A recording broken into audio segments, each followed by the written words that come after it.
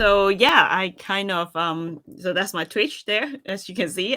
So yeah, that was my short little kind of hobby during pandemic. So yeah, what else can you do? Stream coding. Who doesn't like that, right? So okay, so today I'm going to talk a little bit about this tool that in TerminusDB we have used kind of or introduce a tool that is working with single IO. So which is very discovered is a very cool tool for people who may be like kind of managing data or like moving data around.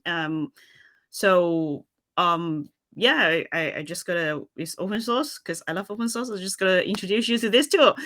These are my contact details down there. If you want to kind of discuss further or have any other things you want to talk about graph database, terminus DB, of course, you know where to find me.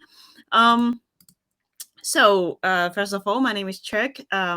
So I'll just introduce myself a little bit because I'm new to this community here. So I love open source. I am an enthusiast about open source community. So I've been involved in like various kind of small projects in the past, but right now I'm very glad that I am now working with the great team in TerminusDB.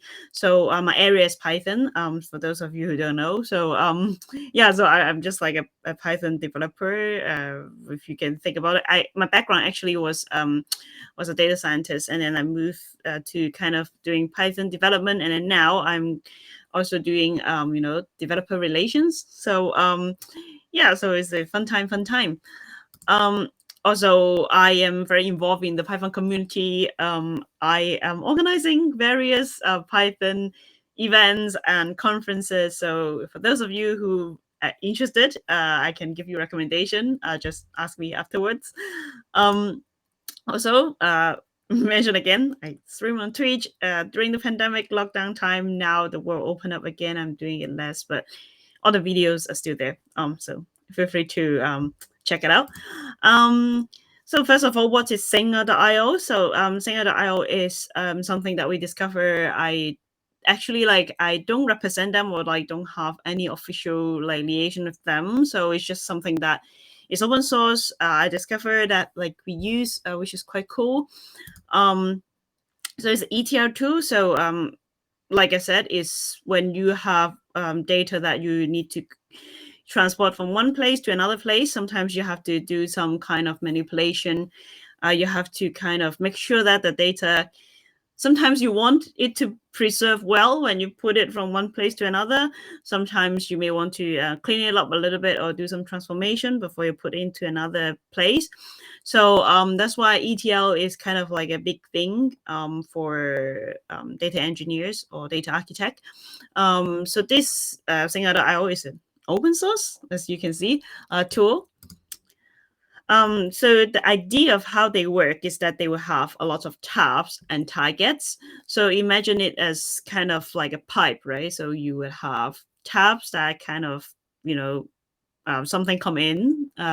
So it's like it kind of describe the tool that is connected to your source. So where your data is coming from. And target is the part that it is connected to your target, as its name suggested. So where you want the data to end up in. So that's the tabs and the targets kind of concept. So the idea is that with Singer.io, there is actually a kind of standard of how you communicate. These tab and targets communicate with each other. So as long as the tab can get the data from the source and the target can put the data to the target, you can use different tabs and targets to mix and match to build your own pipeline. So that's the idea. Yeah, so mix and match. Because they have these kind of streams, I will show you in a bit that they are it's standardized. So how the tabs would handle the data from the source and then convert it into this stream is kind of standardized.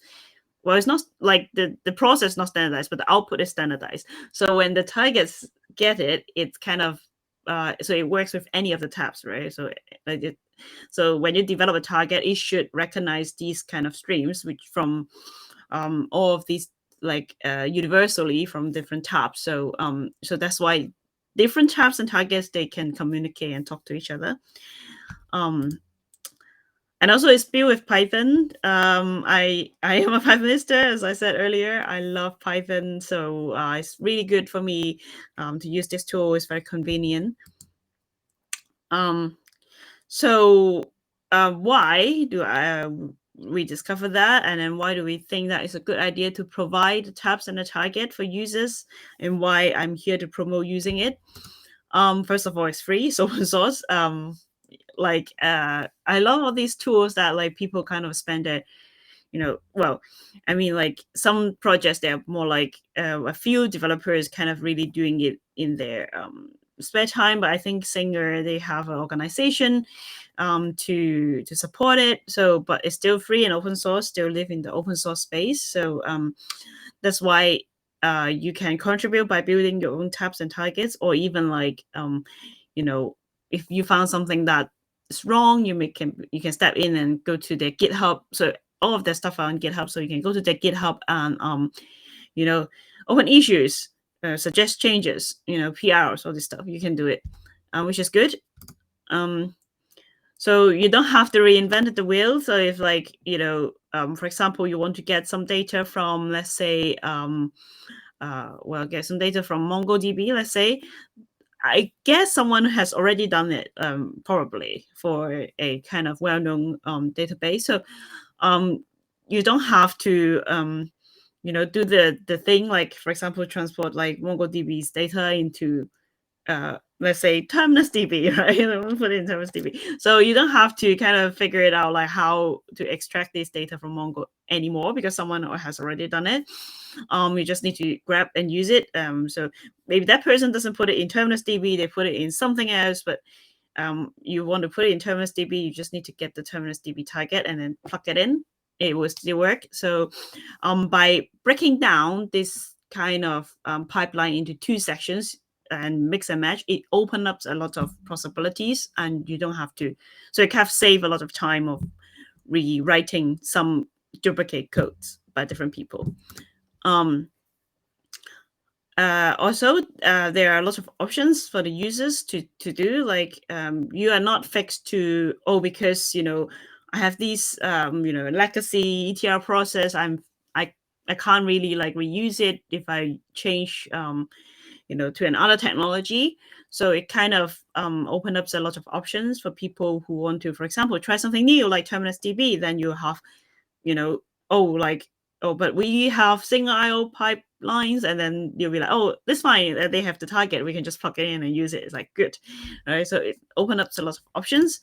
Also, it's very easy to maintain because it's open source. Like, I mean, as long as the Taverns target that you're using are well maintained, then it's good. It's not dusty. So if you're using something very common tools, or everybody's kind of maintaining it for everyone, right? So it's always a good thing. So I've talked about a little bit about it. So I will just give you a quick tour. So yeah, so there's a lot in the slides, by the way. I'm just gonna give a lot of kind of walking around on the, we'll just make it bigger, just so for presentation's sake. So yeah, this is their website. Again, I have no official association with them, but I want to show you how many like single tabs and targets that they have. TerminusDB is not putting on here yet because we are relatively new, but you see they support a lot of different technologies. So yeah, you can see that they have quite good kind of things you can do. Like for example, I think I was going to demonstrate GitHub a little bit today, but also there are lots of things. So some of them, for example, GitHub is just an API, but they build a tab. So the source is not limited to another database. It could be an API. So it's kind of quite good that you can use it with a lot of things and don't have to worry about reading the documentation of this API. Figure it out yourself how to make the right request, and and format the data and put it somewhere, because the tab has already done it for you. Don't have to worry about that. So targets, yeah, like anything from Google spreadsheet to some other newer kind of Postgres like data world, this stuff that you could do. So what they also have is like they have all these things documented, and you can develop your own. So where do they put stuff? And then let me see. I can. Yeah, let's look at the instructions on GitHub. So, like I said, they have all these getting started. So this is how I learned how to develop a tab and target. So it's quite just detailedly documented. So this is the stream that I talk about. So they will have the record message. Is it big enough for everybody? Just give me a shout if it's not. Yeah. So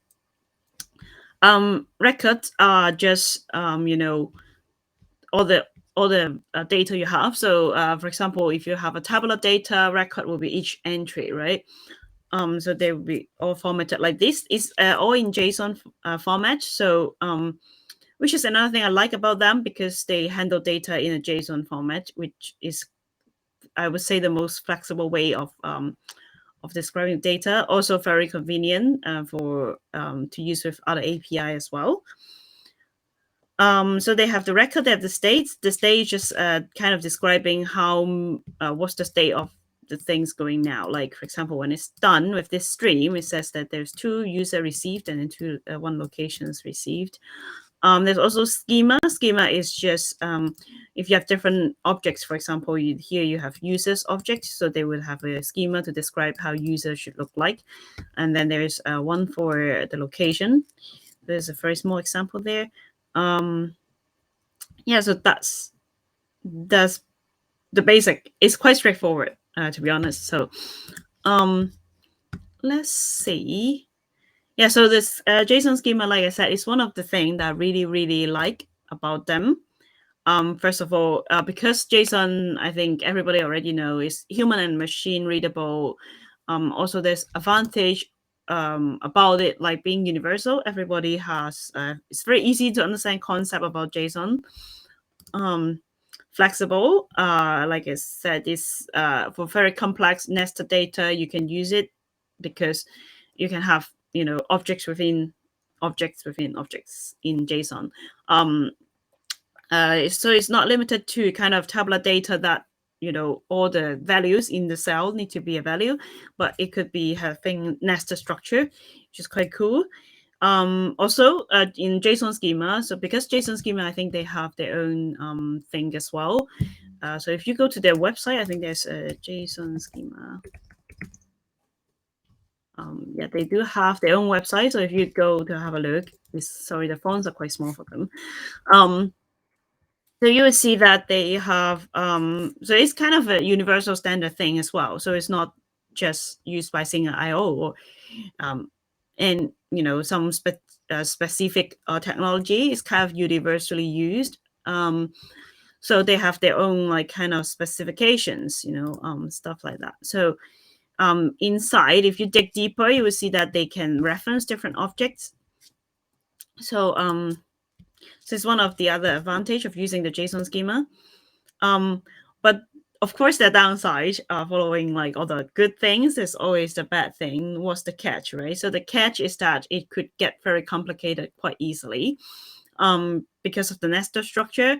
So I think any of you who have tried to read a huge JSON file would know that sometimes even if the indentation or stuff, it could get very confusing if it's very, very big. Also quite difficult to debug a lot of times because just how complicated JSON is and how nested things are. Sometimes you don't know what's wrong, and there isn't a lot of, at least from my experience, I found it quite difficult to debug.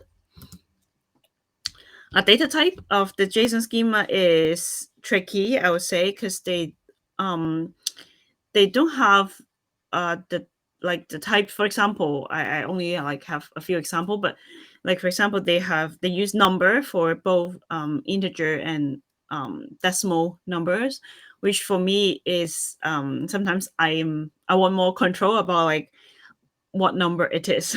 So it could be good, but it also could be bad if it's not very clear. So let's have a look at how I develop the target and the tab. Let's click on this and have a look. So it works with TerminusDB, so it's kind of in our GitHub repo at the moment. So for example, this is the single tab. So you can see it's quite new.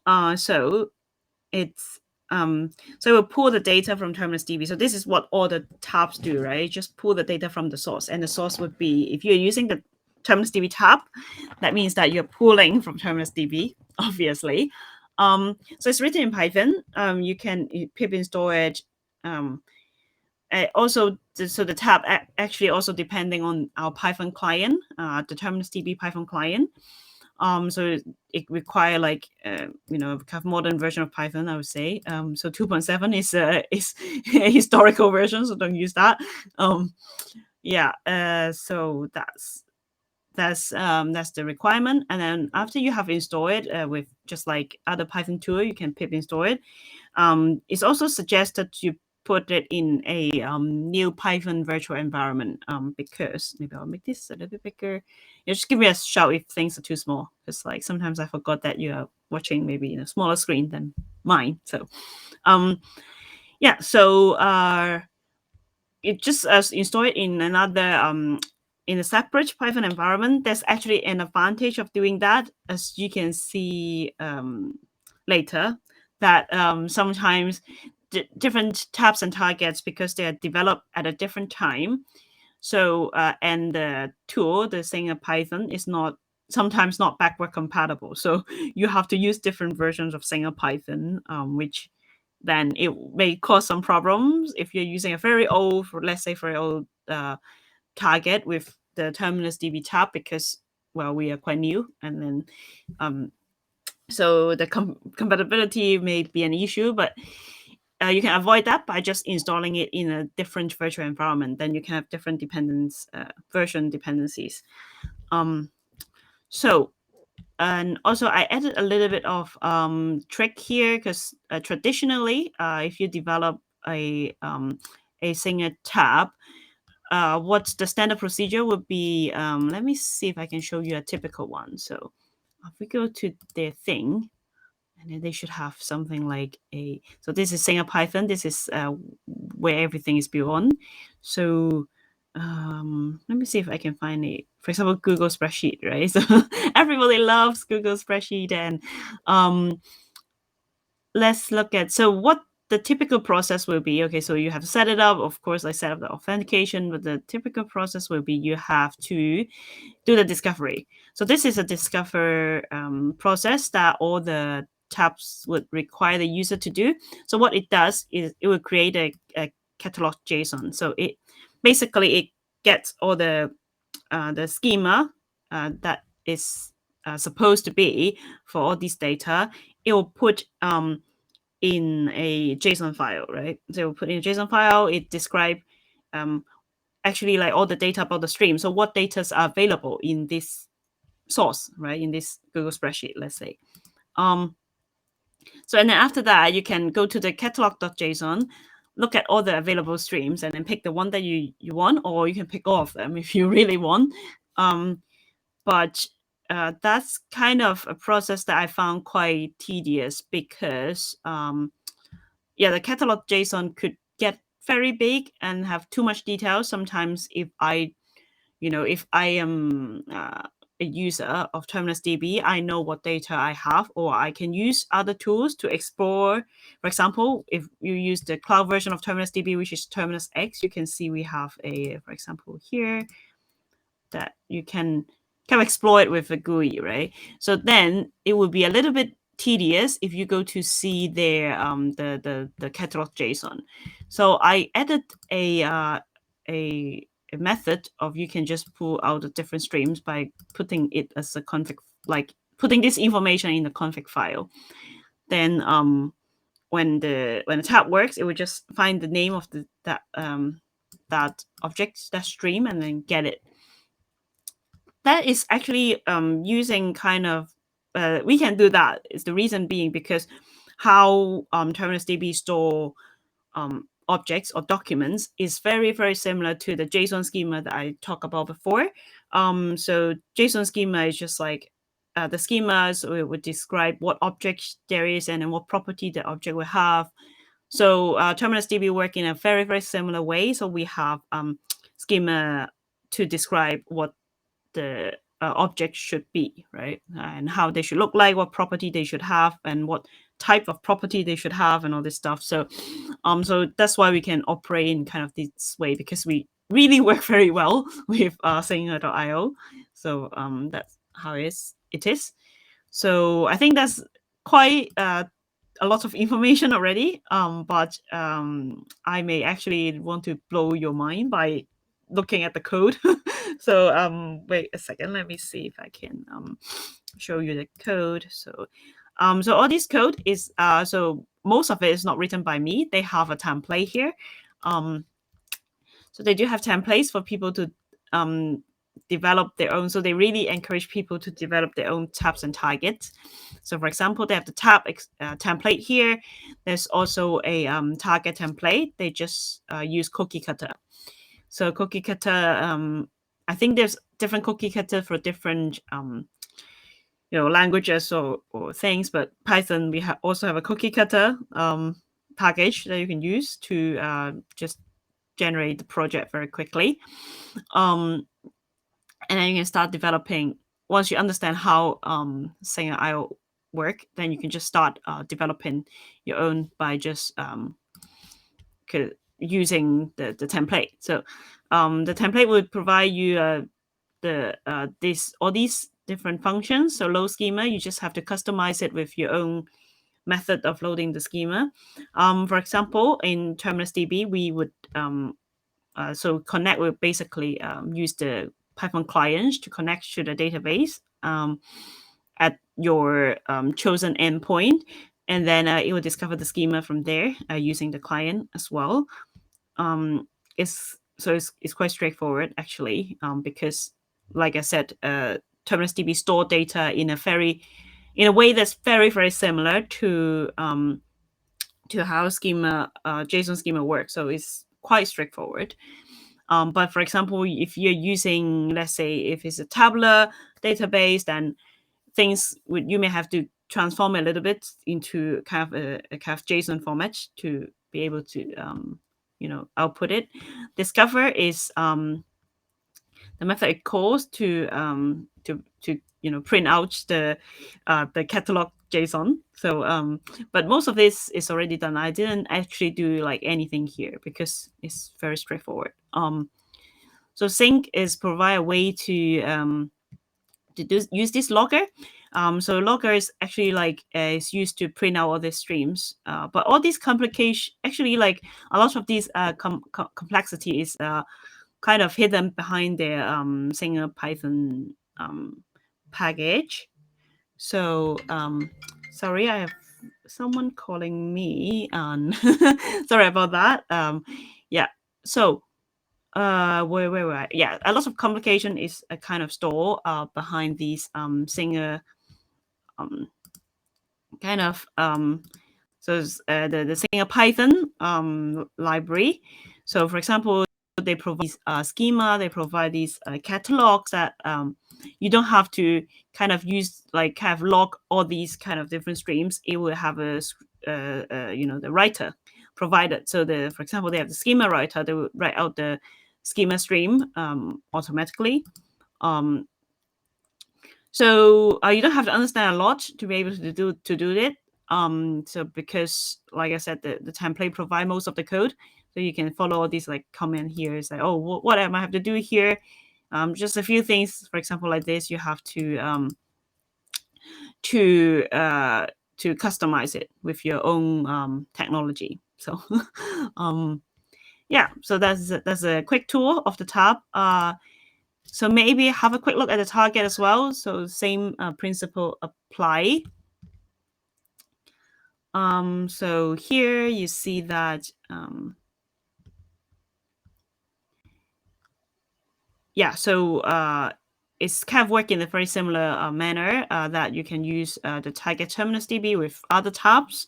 So this example tab is even easier because like you just write out some kind of things, very simple.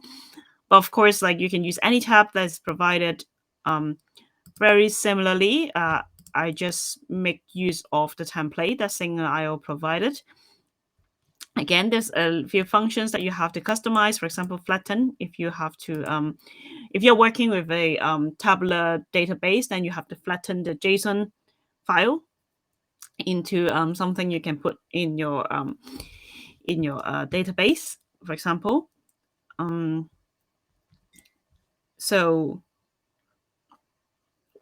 this is just something that I added for debugging. So I can even add a log file myself if I want to. But all these just like if the standard input receive the record, that means that that's the record stream. Then it would just handle it as a record stream, right? So it would check the whether it whether it is a valid, but like use the schema to validate it, and then you can handle it, and then how you insert it is is your work. Then like you customize it or how to insert it into your own database. So yeah, like so it's just a thing that would receive the stream, and then kind of depending on what stream it is, just you have to handle it differently. So that's basically that. So very, very simple and easy to develop your own if you want to, even just for fun, for your API. Maybe you can develop a tab for your API. You're very, very welcome to do that, and then also test it with TerminusDB's tab and target as well. We do have tutorials to show how to use it. So today I'll do the GitHub data tutorial here, which I'll show you in a bit. So yeah, but before I jump into showing the tool itself, I'll just like show you this slide, so if you are interested in TerminusDB or like interested in using the tab and target, you can always find a team here in this or this these links. And also community Discord is very important, because if you have questions, we are happy to answer your questions there. So that's just a small kind of an advertisement before I jump onto the demo. So okay, let's do the demo. So we like I show you, we are doing the GitHub one, which is, so what we does is that here, okay, so yeah, this is exactly the same thing on GitHub. I just use the local version because I love my IDE so much. Also, where was it? Sorry, where was the tutorial? Here, yeah.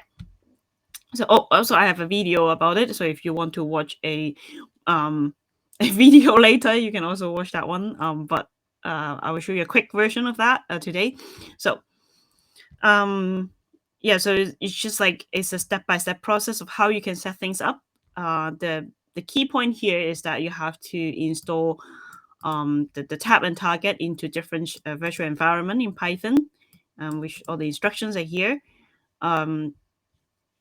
So yeah, so you can also do discover for the GitHub. So this GitHub tab provide a lot of things that you can get from the GitHub API, but for demonstration purposes, we are going to get all the stargazers for our TerminusDB repo. So this is what we do. So we find the stargazer stream from the discover catalog or property.json is just a name, it doesn't matter, but this is the output from discover. You find it and then mark it as selected is true, so this will be selected, and then similar fashion, set up the target TerminusDB and set up the project for TerminusDB as well. It will also create a database for you. If you don't have it yet, then it will create it for you. And I just use this magic command to do it. So so basically this one is, well, looks complicated because it's installed in a virtual environment. Basically this is just calling the script from the tab, and then this is the config file, and then we also need the properties.json.